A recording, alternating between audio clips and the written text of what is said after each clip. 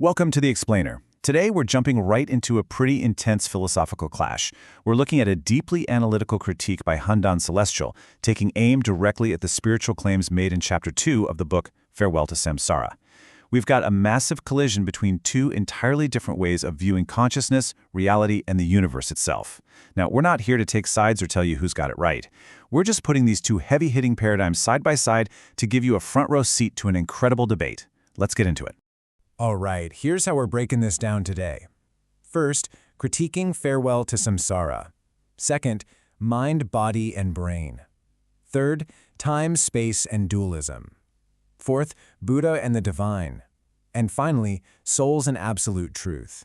So, starting with Section 1, critiquing Farewell to Samsara. This is essentially an 8-point takedown. Moving right along to Section 2, mind, body, and brain. The classic problem.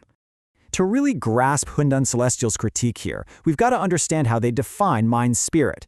They don't see it as some default human trait you're just born with. Instead, it's a conditional resonance with the divine. It's described as this incredibly lucid, joyful state that only kicks in when human consciousness perfectly aligns with the Creator's consciousness. And here's the kicker. Handan argues that experiencing this state absolutely requires a physical body. But here's where we hit our first major point of friction. The author of Farewell to Samsara claims that the physical body is totally secondary. The text argues that the mind is the origin point, and it literally projects our physical bodily form. So, in this view, the mind is the architect, and the physical body is really just the shadow it casts. Handan Celestial, though, completely flips that on its head. The critique argues that the physical, material world has to come first. So bodily form must arise before the mind, simply because without a physical body interacting with the world, the mind-spirit literally cannot exist. Handan essentially says, look, if the book claimed bodily form is created by consciousness, that might work. But calling the body a mere projection of the mind, to the critic, that's a total inversion of reality. Then there's the book's second big claim, which completely divorces the act of thinking from our physical anatomy. Farewell to Samsara states that thought comes strictly from the non-physical mind-spirit. It basically reduces the biological brain to just another chunk of flesh in the physical vessel, completely cut off from the actual mechanics of intelligence and cognition. Well, Handan Celestial pushes back extremely hard on that idea. The critic argues the brain is biologically designed for thinking, exactly like specific organs are built for specific bodily functions. To claim the mind-spirit thinks and the brain doesn't is, in Handan's view, like saying you don't need eyes to see. It completely ignores the brain's fundamental purpose. The critique insists the human mind-spirit perceives and responds, sure, but the heavy lifting of actual, concrete thought, that belongs entirely to the physical brain. Which brings us to a massive pivot point in this debate. If the mind really is disconnected from the physical brain like the book claims, does it just float completely free of the rules of the universe? That takes us right into Section 3, Time, Space, and Dualism, Cosmic Constraints. Here, Farewell to Samsara really doubles down. The author argues for a mind-spirit that completely escapes the boundaries of our physical universe. They claim this mind-spirit exists totally outside the constraints of time, outside of physical space, and is completely free from any kind of physical form. Now, Handan Celestial calls this out as a total fabrication. The critic's counter-argument is that absolutely everything, whether it's material or non-material, is strictly bound by the universe's time and space. To Handan, the whole idea of a mind-spirit just floating outside of space and time is a logical impossibility. Why? Because the mind is born within the universe, so it has to play by its dimensional rules. To dig a bit deeper into this, we have to look at dualistic existence. This is the concept that reality is built on opposing yet interconnected forces.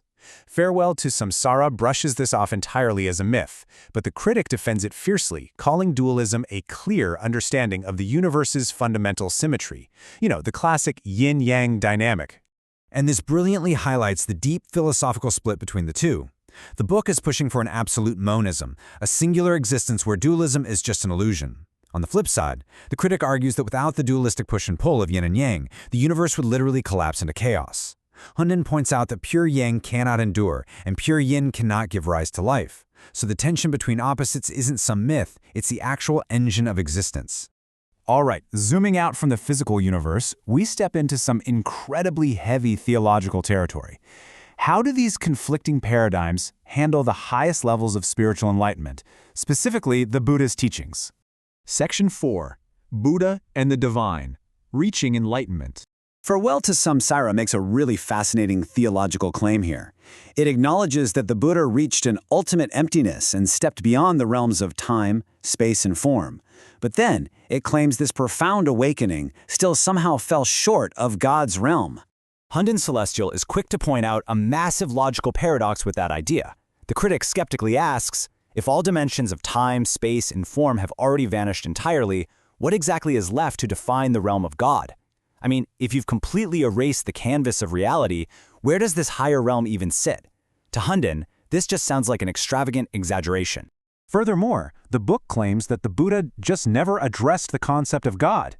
Hundon replies with this really vivid analogy.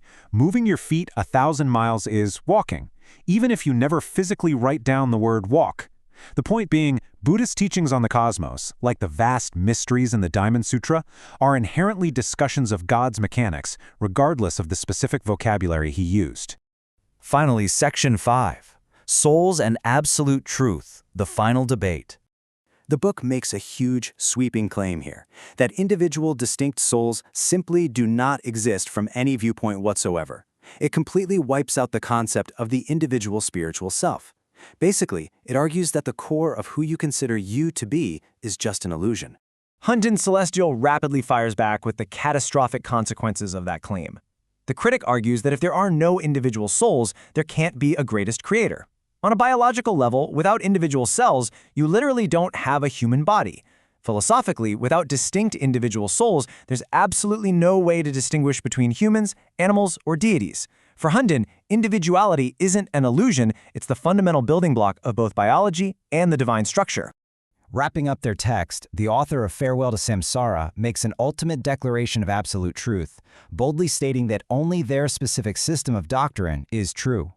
And we're going to leave you with Hundon Celestial's final, highly provocative rebuttal to that. The critic points out that if someone claims their single doctrine is the only truth, they're inherently declaring that the rest of the entire universe, all its energy, structure, and consciousness, is completely false.